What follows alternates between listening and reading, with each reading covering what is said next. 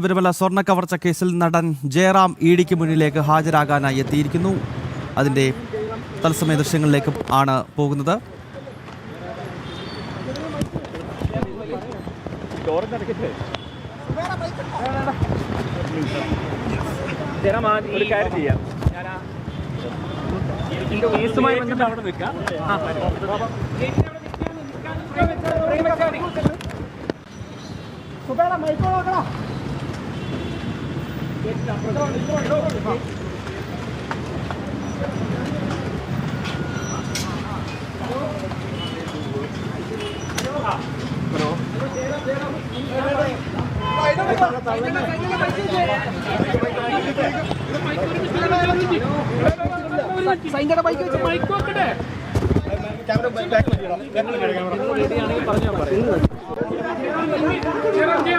സംസാരിക്കല്ലേ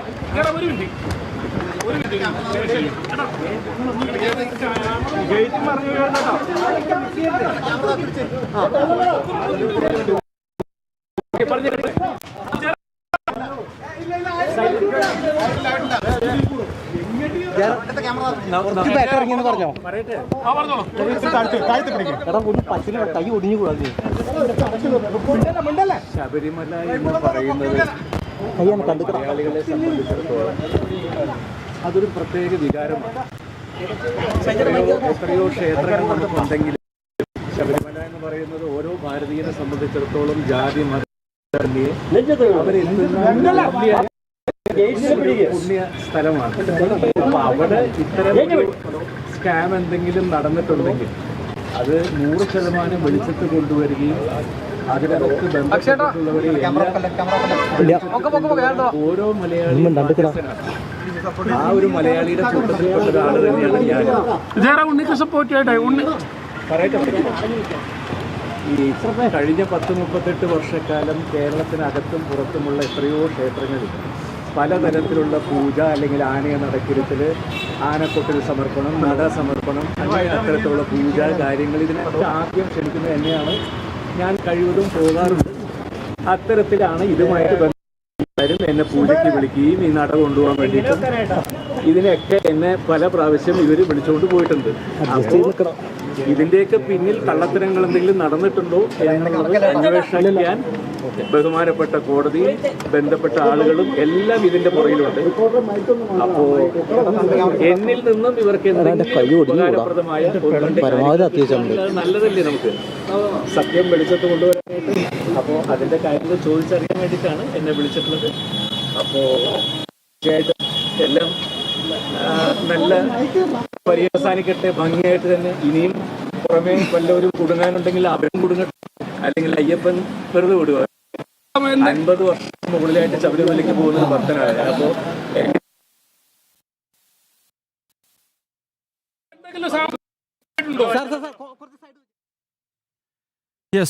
നടൻ ജയറാം എൻഫോഴ്സ്മെന്റ് ഡയറക്ടറേറ്റിന് മുന്നിൽ ഹാജരാവുകയാണ്. ശബരിമല സ്വർണ്ണ കവർച്ചയുമായി ബന്ധപ്പെട്ട് ഉണ്ണികൃഷ്ണൻ പോറ്റിയുമായുള്ള സാമ്പത്തിക ഇടപാടുകളിൽ വ്യക്തത തേടുക എന്ന ലക്ഷ്യത്തോടു കൂടിയാണ് ജയറാമിനെ എൻഫോഴ്സ്മെന്റ് ഡയറക്ടറേറ്റ് ചോദ്യം ചെയ്തത്. പ്രേക്ഷകർ കാണുന്നത് കൊച്ചി ED ഓഫീസിൽ ജയറാം വാഹനത്തിൽ വന്നിറങ്ങിയ ശേഷം മാധ്യമങ്ങളെ കണ്ടു. അതിനുശേഷം എൻഫോഴ്സ്മെന്റ് ഡയറക്ടറേറ്റിന്റെ ചോദ്യത്തിന് മുന്നിലേക്ക് ജയറാം എത്തുകയാണ്. ജിജീഷ് കരുണാകരൻ അവിടെ നിന്നും ചേരുകയാണ്. ജിജീഷ്, ജയറാം ഇപ്പോൾ മാധ്യമങ്ങളെ കാണുമ്പോൾ എന്തൊക്കെ കാര്യങ്ങളാണ് പറഞ്ഞത്? ഒപ്പം ഈ ചോദ്യം ചെയ്യലിന്റെ മറ്റു വിശദാംശങ്ങൾ കൂടി പറയും.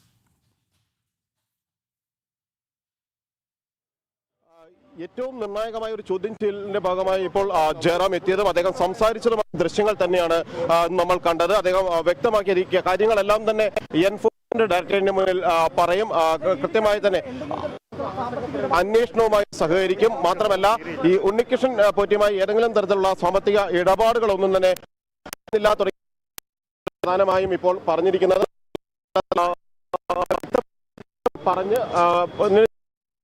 പറഞ്ഞ ശേഷമാണ് അദ്ദേഹം മടങ്ങിയിരിക്കുന്നത്. നേരത്തെ SITക്ക് നൽകിയ അതേ മൊഴികൾ തന്നെയാണ് ഇപ്പോൾ പ്രധാനമായും അദ്ദേഹം വ്യക്തമാക്കിയിരിക്കുന്നത്. നേരത്തെ മാധ്യമങ്ങൾക്ക് മുന്നിൽ പറഞ്ഞത് എന്ന് പറയുന്നത് SITക്ക് മുന്നിൽ നൽകിയ മൊഴിയാണ്. ഏതെങ്കിലും തരത്തിൽ ഉണ്ണികൃഷ്ണൻ പോറ്റിയുമായി സാമ്പത്തിക ഇടപാടുകളൊന്നും തന്നെ നടത്തിയിട്ടില്ല, അന്വേഷണവുമായി സഹകരിക്കും, പൂർണ്ണമായും തന്നെ സഹകരിക്കും, കൃത്യമായ തന്നെയുള്ള മറുപടികൾ എൻഫോഴ്സ്മെന്റ് ഡയറക്ടറേറ്റിന് മുന്നിൽ നൽകുമെന്ന കാര്യം കൂടി പറയുകയും ചെയ്തിട്ടുണ്ട്. അങ്ങനെ ഈ ഒരു കേസുമായി ബന്ധപ്പെട്ടുകൊണ്ട് ഏറ്റവും പ്രധാനപ്പെട്ട ഒരു മൊഴി രേഖപ്പെടുത്തലിലേക്ക്, ഒരു ചോദ്യം ചെയ്യലിലേക്ക് ഇപ്പോൾ കടന്നിരിക്കുകയാണ് എൻഫോഴ്സ്മെന്റ് ഡയറക്ടറേറ്റ്. അവിടെയാണ് നടൻ ജയറാമിന്റെ ചോദ്യം ചെയ്യലിലേക്ക് ഇപ്പോൾ അന്വേഷണ സംഘം കടന്നിരിക്കുന്നത്.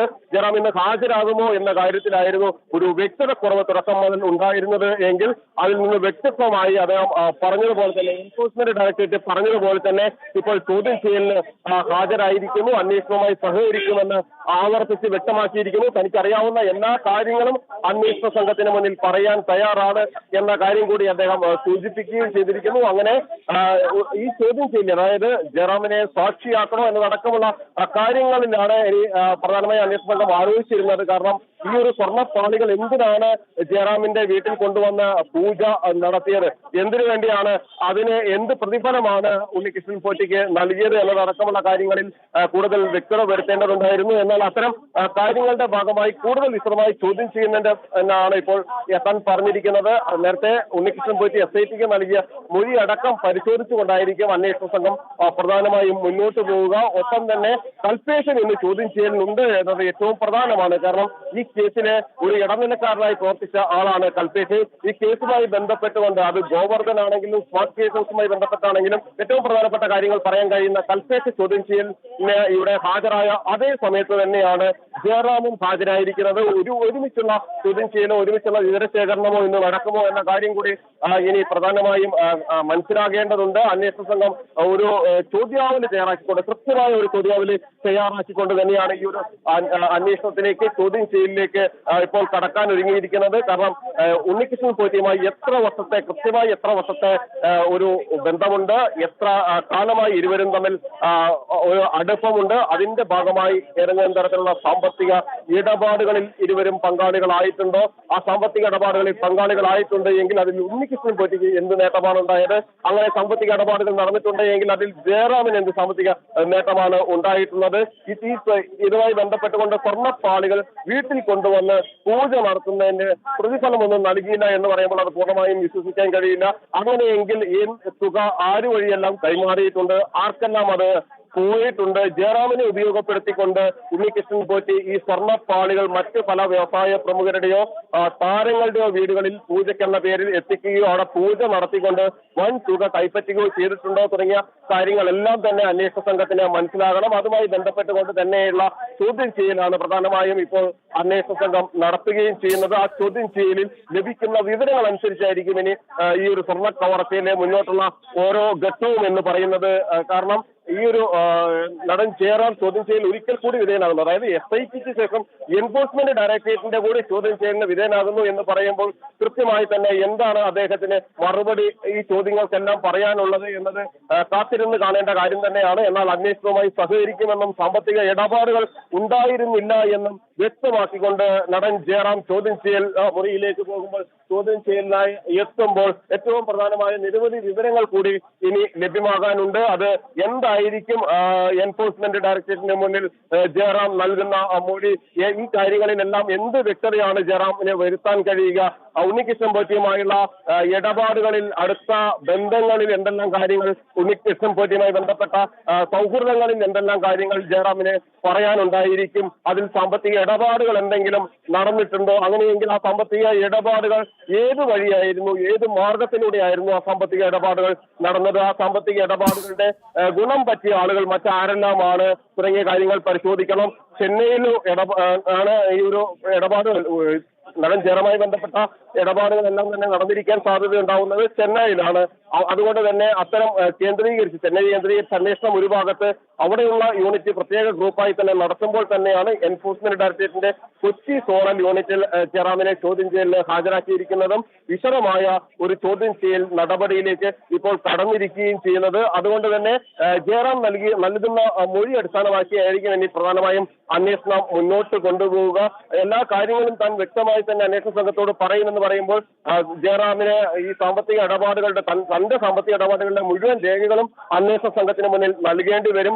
ബാങ്ക് ഇടപാടുകളുടെ ബാങ്ക് പാസ്ബുക്കുകൾ അടക്കമുള്ള വിവരങ്ങൾ അന്വേഷണ സംഘത്തിന് കൈമാറേണ്ടി വരും. കാരണം ഏതെങ്കിലും തരത്തിൽ സംശയകരമായ സാഹചര്യത്തിൽ ഒരു ഇടപാടുകളും നടത്തിയില്ല എന്ന് തെളിയിക്കേണ്ടത് നടൻ ജയറാമിന്റെ ബാധ്യതയാണ് എന്നതുകൊണ്ട് തന്നെ അത്തരത്തിലുള്ള നടപടിക്രമങ്ങൾ പൂർത്തിയാക്കി അന്വേഷണ സംഘം പൂർത്തിയാക്കും.